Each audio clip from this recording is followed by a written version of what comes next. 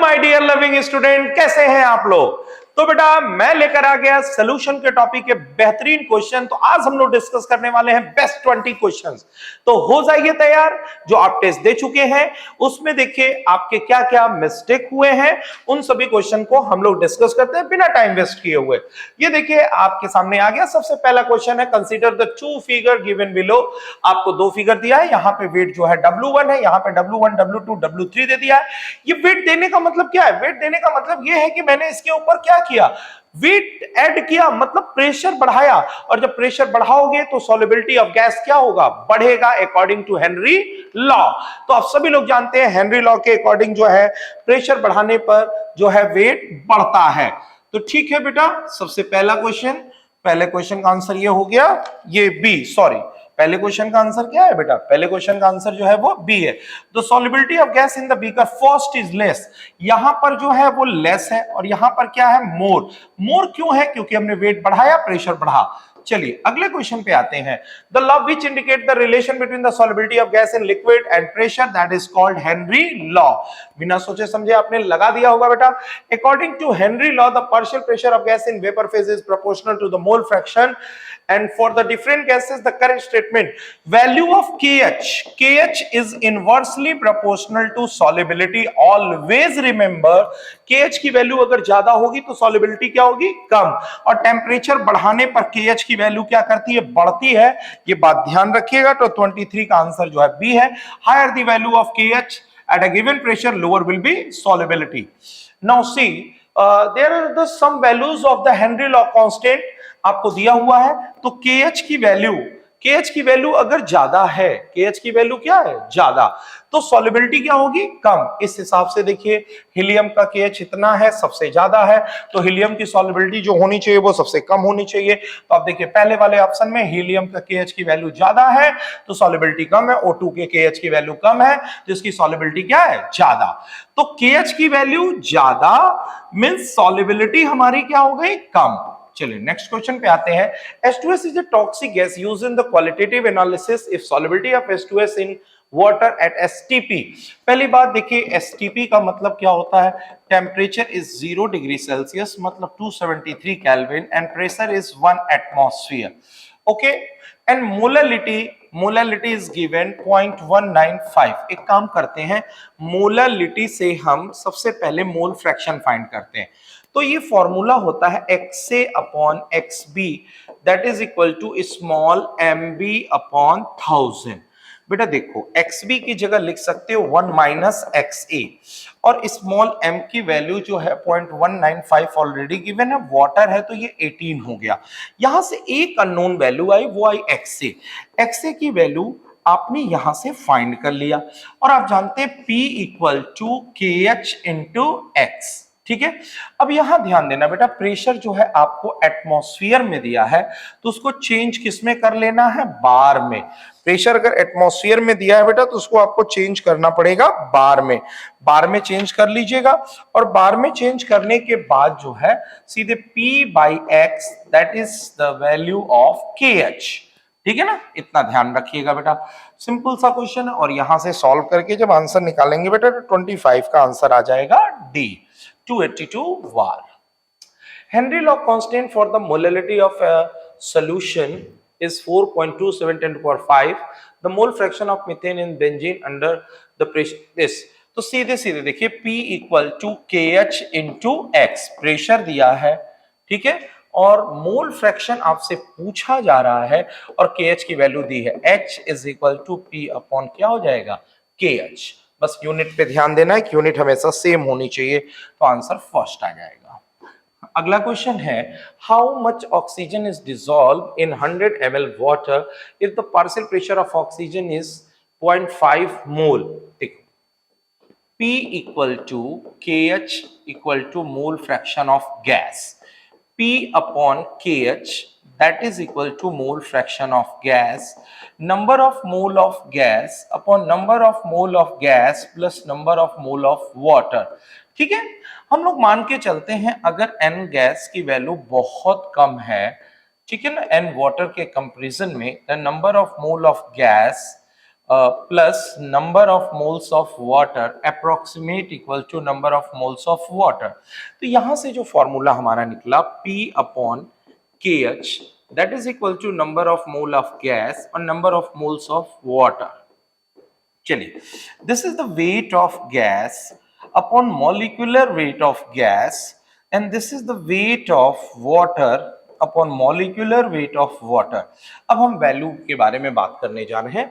Partial pressure जो हमें दिया है वो 0.5 दिया हुआ है और हमें KH की वैल्यू 1.4 इंटू 10 टू पावर -3 दिया हुआ है और फिर हमें बोला है हाउ मच ऑक्सीजन, मतलब हमको W ये वैल्यू जो है यहां से क्या करनी है, फाइंड करनी है।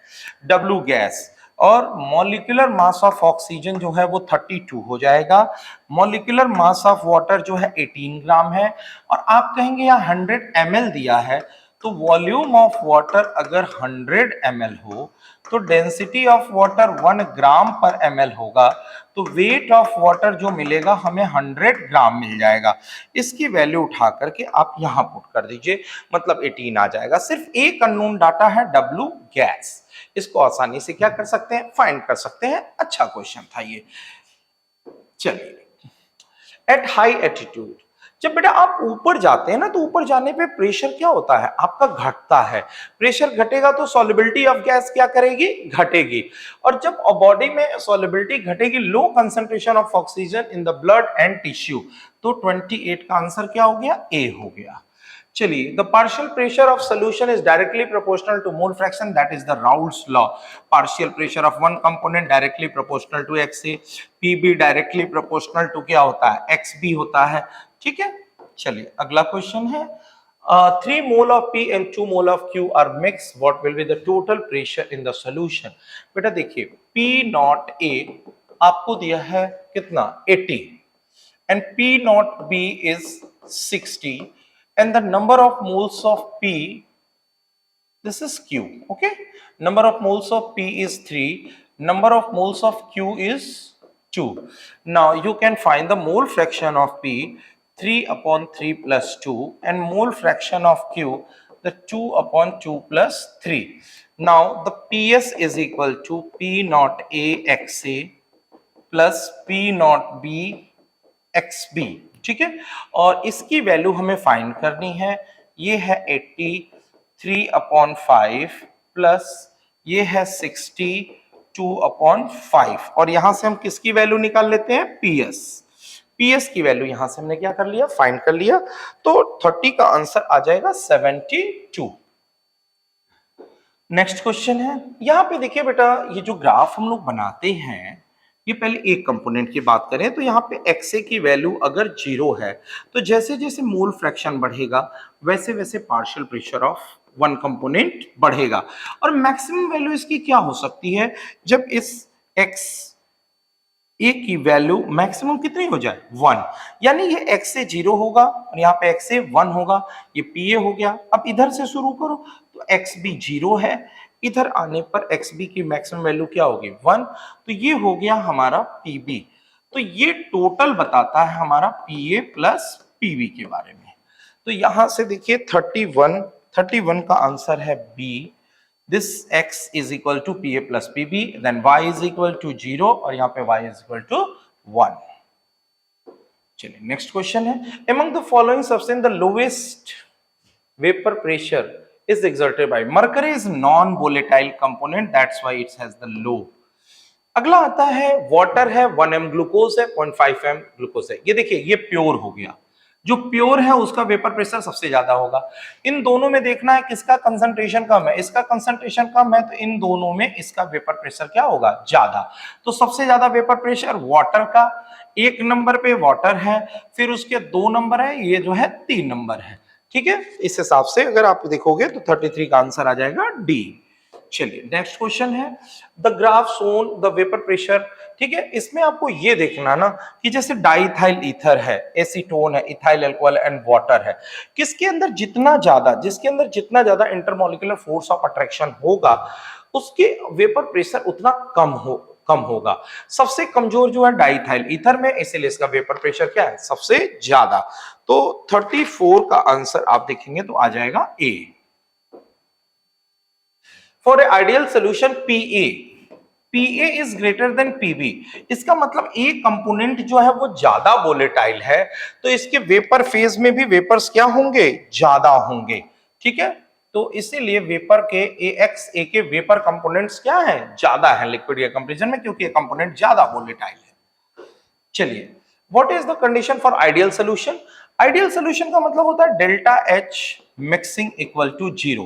इसका मतलब यह होता है कि जब आप सॉल्यूट को सॉल्वेंट में डिसॉल्व करते हैं तो ना तो कोई एनर्जी रिलीज होती है, ना तो कोई एनर्जी एब्सॉर्ब होती है।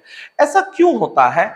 ऐसा इसलिए होता है क्योंकि जितनी एनर्जी आपने बॉन्ड को तोड़ने में थी उतनी ही एनर्जी बॉन्ड के फॉर्मेशन में रिलीज हो गई, तो नेट एनर्जी हमारी क्या हो गई, 0। इसमें यह भी कहा जाता है ना तो कोई वॉल्यूम बढ़ता है ना तो वॉल्यूम घटता है, क्योंकि दोनों के बीच सॉल्यूशन बनने से पहले और सॉल्यूशन बनने के बाद दोनों के इंटरेक्शन आपस में क्या होते हैं, बराबर। आइडियल की कंडीशन यही बोली जाती है कि सॉल्यूट के बीच जो इंटरेक्शन है, सॉल्वेंट के बीच जो इंटरेक्शन है और सॉल्वेंट के बीच इंटरेक्शन है, ये सारे इंटरेक्शन आपस में क्या होते हैं, बराबर। इसीलिए बेटा delta H mixing 0, delta V mixing 0 and P total is equal to PA plus PB. चलिए हम लोग आ गए क्वेश्चन नंबर 37।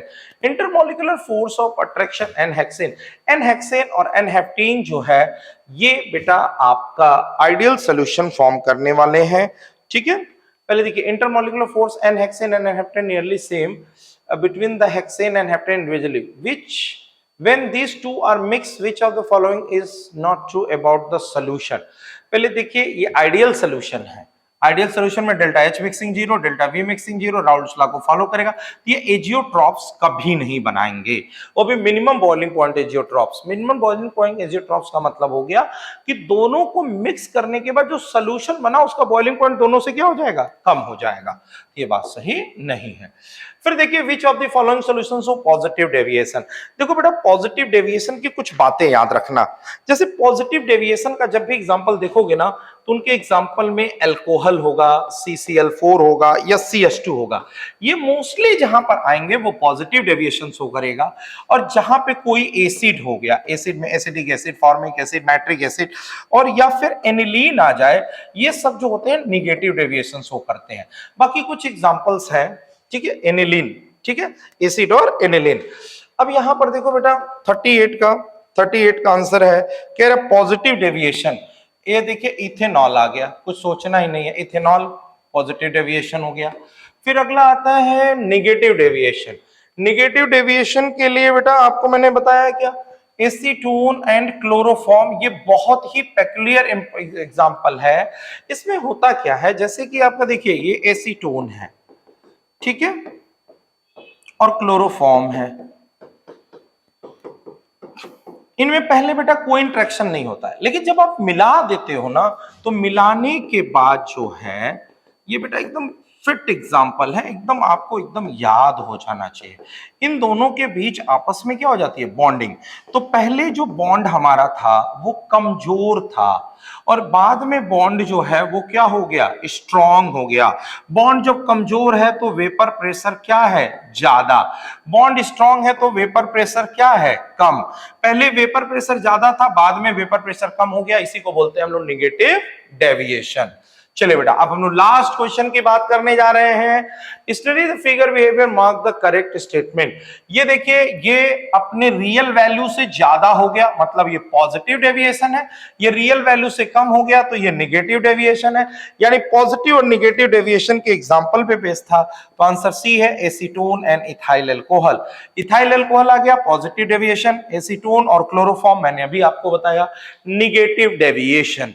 तो ये देखिए बेटा आपके जो थे बेस्ट 20 क्वेश्चंस थे। आप लोग रेगुलर टेस्ट देते रहिए और जितनी भी गलतियां हो रही हैं उन सारी गलतियों को जो है पॉइंट आउट करते रहिए, क्योंकि देखिए हमें कोशिश यही करना है बेटा कि जो गलती हो रही है वो गलती हमारे फाइनल एग्जाम में नहीं होना चाहिए। और ये कभी मत सोचना कि सिलेक्शन नहीं होगा या तुम्हारी कुंडली में जो है लिख गया है कि तुम डॉक्टर नहीं बन सकते हो तो तुम डॉक्टर नहीं बन सकते हो। बेटा कुंडली वंडली कुछ नहीं होता, ये हाथ की जो रेखाएं होती है ना मेहनत के दम पर इंसान अपनी इन रेखाओं को परिवर्तित कर सकता है। ठीक है ना बेटा, जिनके हाथ नहीं होते हैं ना, उनकी भी किस्मत होती है, तो उसके हिसाब से तो बेटा उनकी किस्मत ही नहीं होनी चाहिए। तो ये अपने पत्रिका के चक्कर में कभी दिमाग में ये सब मत लाना कि हमारे पंडित जी ने कह दिया है, हमारे पुरोहित महाराज ने कर दिया है, तो हमारा सिलेक्शन होगा ही नहीं। जरूर होगा। और जाने से पहले मैं इसी बात पे तुम्हारे कहना चाहता हूं, कुंडली के सितारे भी अपनी जगह बदल देते हैं। कुंडली के सितारे भी अपनी जगह बदल देते हैं जब कुछ करने का जुनून लेकर घर से निकल लेते हैं। जब कुछ करने का जुनून लेकर घर से निकल लेते हैं तो कुंडली के सितारे भी अपनी जगह बदल देते हैं। थैंक यू सो मच बेटा, ऑल द बेस्ट।